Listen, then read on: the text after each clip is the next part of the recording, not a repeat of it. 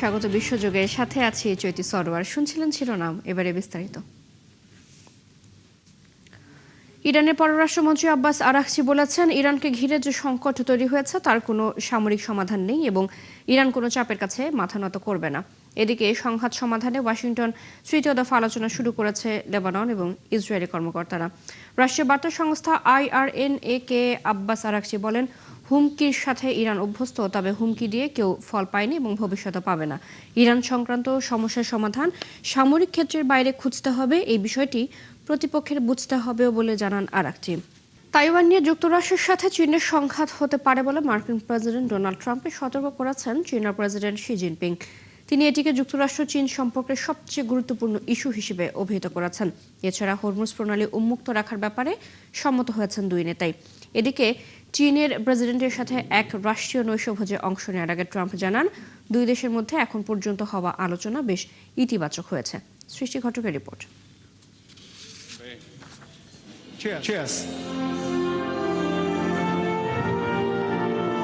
চীনের রাজধানী বেইজিং এর গ্রেট হল অব দ্য পিপলে এক রাষ্ট্রীয় নৈশভোজে অংশ নিয়েছেন দেশটির প্রধানমন্ত্রী শি জিনপিং এবং মার্কিন প্রেসিডেন্ট ডোনাল্ড ট্রাম্প। এই নৈশভোজের শুরুতেই বক্তব্য রাখেন বিশ্বের সবচেয়ে প্রভাবশালী দুই দেশের শীর্ষ নেতা। এ সময় শি বলেন, দুই দেশের মধ্যে প্রতিদ্বন্দ্বিতামূলক নয় বরং বন্ধুত্বপূর্ণ সম্পর্ক থাকা উচিত।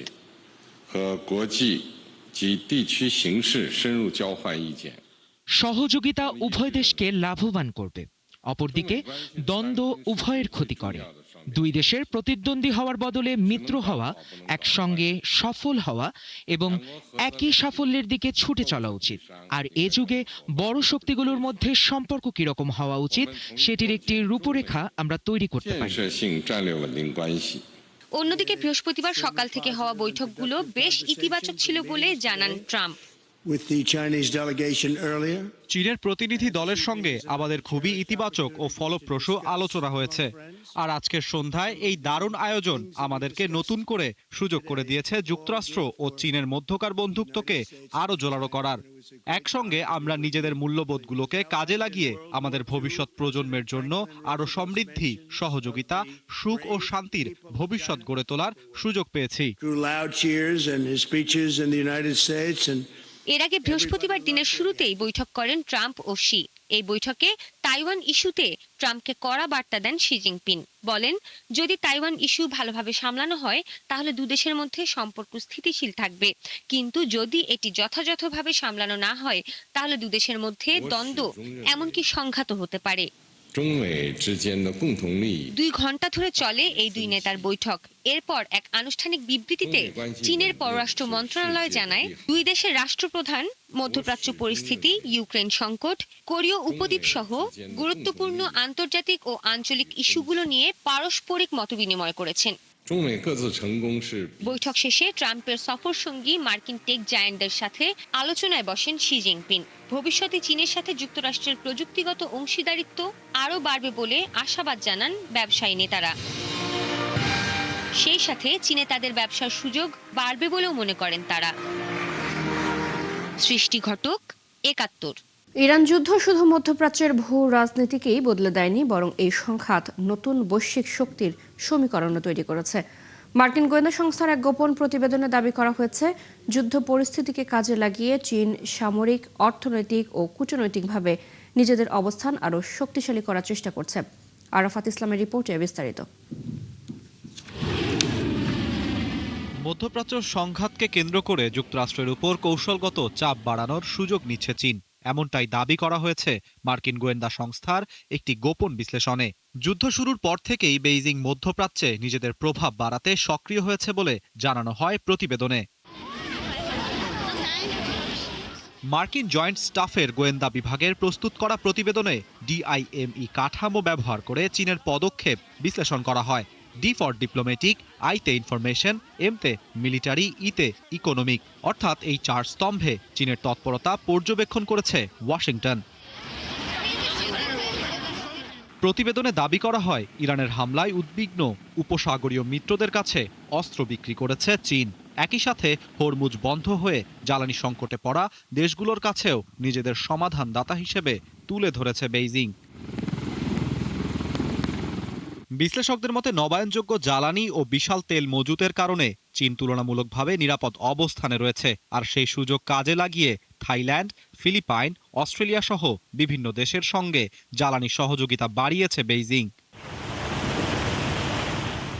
অন্যদিকে যুদ্ধের কারণে যুক্তরাষ্ট্রের অস্ত্র ভাণ্ডারে বেড়েছে চাপ। প্যাট্রিয়ট, থার্ড ও টমাহক ক্ষেপণাস্ত্রের সীমিত মজুদ নিয়ে উদ্বেগে ওয়াশিংটন। বিশেষজ্ঞদের মতে এই পরিস্থিতিতে তাইওয়ান ইস্যুতে যুক্তরাষ্ট্রের অবস্থান নিয়ে মিত্রদের মধ্যেও রয়েছে ধোঁয়াশা। ইরানের সঙ্গে যুদ্ধকে যুক্তরাষ্ট্রের বেপরোয়া সামরিক নীতি হিসেবেও তুলে ধরেছে চীন। বিশ্লেষকরা বলছে এর মাধ্যমে ওয়াশিংটনের বৈশ্বিক নেতৃত্বের ভাবমূর্তি ক্ষতিগ্রস্ত করার চেষ্টা করছে বেইজিং। বিশ্বের দুই বৃহৎ শক্তির এই কৌশলগত প্রতিযোগিতার মাধ্যমেই ঐতিহাসিক বেইজিং সফরে প্রেসিডেন্ট ডোনাল্ড ট্রাম্প।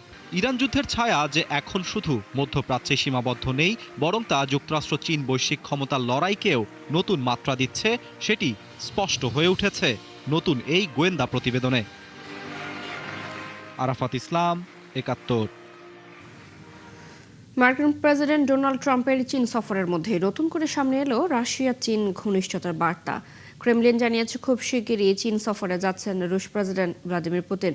বৃহস্পতিবার ক্রেমলিনের মুখপাত্র দিমিত্রি পেসকভ বলেন, সফরের প্রস্তুতি ইতোমধ্যেই সম্পন্ন হয়েছে। বার্তা সংস্থা রয়টার্স জানিয়েছে, গত কয়েক বছরে পুতিন ও চীনের প্রেসিডেন্ট শি জিনপিং এর মধ্যে 40 বারের বেশি বৈঠক হয়েছে। এর আগে 2022 সালে দুই নেতা সীমাহীন কৌশলগত অংশীদারিত্বে স্বাক্ষর করেন। এর কয়েক সপ্তাহ পরই ইউক্রেনে সামরিক অভিযান শুরু করে মস্কো। ইরানের সাথে 2015 সালে পরমাণু চুক্তির পক্ষে আবারও জোরালো অবস্থান নিয়েছেন সাবেক মার্কিন প্রেসিডেন্ট বারাক ওবামা। মার্কিন গণমাধ্যম সিবিএসকে দেয়া সাক্ষাৎকারে তিনি বলেন, কোনো যুদ্ধ বা আঞ্চলিক সংঘাত ছাড়াই তেহরানের পরমাণু কর্মসূচি নিয়ন্ত্রণে আনা সম্ভব হয়েছিল। ওবামার দাবি, ওই চুক্তির মাধ্যমে ইরানের প্রায় 97% সমৃদ্ধ ইউরেনিয়াম সরিয়ে নেওয়া হয়েছিল।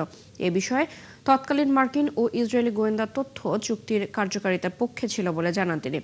সাবেক মার্কিন প্রেসিডেন্ট বলেন, একটি ক্ষেপণাস্ত্র ছোড়া হয়নি, কাউকে হত্যা করতেও হয়নি, এমনকি হরমুজ প্রণালী বন্ধ হওয়ার মতো পরিস্থিতিও তৈরি হয়নি।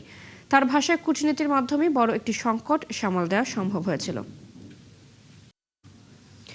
ফিরিলাম বিরতি পর, সাথে থাকার জন্য ধন্যবাদ। ভারতের উত্তরপ্রদেশে তীব্র ঝড় ও ভারী বৃষ্টিতে নিহত 100 ছাড়িয়ে গেছে। বুধবার সন্ধ্যা থেকে শুরু হওয়া এই ঝড়ে বহু অবকাঠামো ক্ষতিগ্রস্ত হয়েছে। বিভিন্ন এলাকায় ঘরবাড়ি ধসে পড়ে আটকা পড়েছেন বহু মানুষ। তাদের উদ্ধারের চেষ্টা করছেন জরুরি সহায়তাকারীরা। গাছ ও বিদ্যুতের খুঁটি উপড়ে পড়ায় গুরুত্বপূর্ণ কয়েকটি সড়কে যান চলাচল মারাত্মকভাবে ব্যাহত হচ্ছে। এর মধ্যে আগামী কয়েকদিন রাজ্যটিতে আরও ঝড় বৃষ্টি হতে পারে বলে সতর্ক করেছে স্থানীয় আবহাওয়া বিভাগ। আরাফাত ইসলামের রিপোর্ট। তীব্র ঝড় ও ভারী বৃষ্টিতে নাকাল ভারতের উত্তরপ্রদেশ। বুধবার সন্ধ্যার পর থেকে ভয়াবহ ঝড়ের কবলে পড়ে রাজ্যটি। এতে ব্যাপক হতাহতের ঘটনা ঘটে। প্রবল বাতাসে উড়ে যায় বিলবোর্ড, উপড়ে পড়ে অসংখ্য গাছ ও বিদ্যুতের খুঁটি। ক্ষতিগ্রস্ত হয় ঘরবাড়ি। ঝড়ে বন্ধ হয়ে যায় সড়ক, গাছ চাপা পড়ে ক্ষতিগ্রস্ত হয় যানবাহন। বিভিন্ন এলাকায় ঘরবাড়ি ধসে পড়ে বহু মানুষ আটকা পড়েন। উদ্ধার কর্মীরা ধ্বংসস্তূপ সরিয়ে আটকে পড়াদের উদ্ধারের চেষ্টা চালান। রাজ্যের সবচেয়ে বেশি মৃত্যু হয়েছে প্রয়াগরাজ জেলায়। এছাড়াও ভাদোহিত, মির্জাপুর, ফতেহপুরেও ঘটেছে প্রাণহানি। ক্ষতিগ্রস্ত হয়েছে উন্নাও, বদাউনে, প্রতাপগড় ও বেরুলির মতো এলাকাগুলো। উত্তরপ্রদেশের মুখ্যমন্ত্রী নিহতদের পরিবারের প্রতি গভীর শোক প্রকাশ করেন। একই সাথে ক্ষতিগ্রস্ত পরিবারগুলোর জন্য 24 ঘন্টার মধ্যে আর্থিক সহায়তা পৌঁছে দেওয়ার নির্দেশ দেন। আগামী কয়েকদিন উত্তরপ্রদেশের বিভিন্ন এলাকায় আরও ঝড় বৃষ্টির আশঙ্কা রয়েছে বলে জানায় ভারতীয় আবহাওয়া দপ্তর। তাই স্থানীয় প্রশাসনকে সর্বোচ্চ সতর্ক অবস্থানে থাকতে বলা হয়েছে। আরাফাত ইসলাম, ৭১। ভারতের উত্তর পূর্বাঞ্চলের রাজ্য মণিপুরের চূড়াচাঁদপুর জেলায় বুধবার শাটডাউন দিয়েছে স্থানীয়রা। একদিন আগে বন্দুকধারীদের হামলায় 3 খ্রিস্টান নেতা নিহত হওয়ার ঘটনায় এ শাটডাউন দেয়। ভারতের সংবাদ মাধ্যমের খবরে বলা হয়, নিহতরা থাডু ব্যাপটিস্ট অ্যাসোসিয়েশন চার্চের নেতা ছিলেন। চূড়াচাঁদপুরে একটি অনুষ্ঠান শেষে ফেরার পথে অজ্ঞাত বন্দুকধারীরা তাদের উপর হামলা চালায়। ভোট পরবর্তী সহিংসতার ঘটনায় দায়ের হওয়া এক জনস্বার্থ মামলার শুনানিতে অংশ নিতে আদালতে গিয়েছেন মমতা বন্দ্যোপাধ্যায়। বৃহস্পতিবার সকালে আইনজীবীর পোশাকে কলকাতা হাইকোর্টে হাজির হন পশ্চিমবঙ্গের সাবেক মুখ্যমন্ত্রী। তৃণমূলের দলীয় কার্যালয় ও নেতাকর্মীদের উপর হামলার অভিযোগে এই মামলা হয়। প্রধান বিচারপতির বেঞ্চে মামলার শুনানি হওয়ার কথা রয়েছে। সেখানে আইনজীবী হিসেবে আদালতে বক্তব্য রাখতে পারেন তৃণমূল নেত্রী। পদত্যাগ করেছেন যুক্তরাজ্যের স্বাস্থ্যমন্ত্রী ওয়েস স্ট্রিটিং। তার পদত্যাগে চাপে পড়েছেন প্রধানমন্ত্রী কিয়ার স্টারমার। সামাজিক যোগাযোগ মাধ্যম এক্সে স্ট্রিটিং জানিয়েছেন, স্টারমারের নেতৃত্বে তার আর আস্থা নেই। স্থানীয় নির্বাচনে লেবার পার্টি ভরাডুবির পর থেকে প্রধানমন্ত্রী পদত্যাগের দাবি জোরালো হচ্ছিল। এর মধ্যে এমপি জশ সাইমন্স সংসদ সদস্য পদ ছাড়ার ঘোষণা দিয়েছেন, যাতে ম্যানচেস্টারের মেয়র অ্যান্ডি বার্নহাম পার্লামেন্টে ফিরে নেতৃত্বের লড়াইয়ে নামতে পারেন। এখনো পর্যন্ত 4 জন কনিষ্ঠ মন্ত্রী পদত্যাগ করেছেন এবং 80 জনের বেশি এমপি স্টারমারের সরে দাঁড়ানোর আহ্বান জানিয়েছেন। যদিও স্টারমার পদত্যাগ করছেন না বলে জানিয়েছে প্রধানমন্ত্রীর কার্যালয়। ইউক্রেনীয় ড্রোন অনুপ্রবেশ ইস্যুকে ঘিরে রাজনৈতিক সংকটের মধ্যে পদত্যাগ করাচ্ছেন লাটভিয়ার প্রধানমন্ত্রী এভিকা সিলিনা। এর ফলে দেশটির জোট সরকার ভেঙে পড়েছে। জাতীয় নির্বাচনের কয়েক মাস আগে তৈরি হয়েছে অনিশ্চয়তা। বৃহস্পতিবার টেলিভিশনে দেওয়া ভাষণে সিলিনা বলেন, রাজনৈতিক প্রতিদ্বন্দ্বিতা ও দলীয় স্বার্থ দায়িত্ববোধকে ছাপিয়ে গেছে।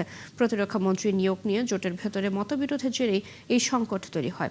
এর আগে ডিফেন্স মিনিস্টারকে বরখাস্ত করা হলে জোট থেকে সমর্থন প্রত্যাহার করে নেয় প্রোগ্রেসিভ পার্টি।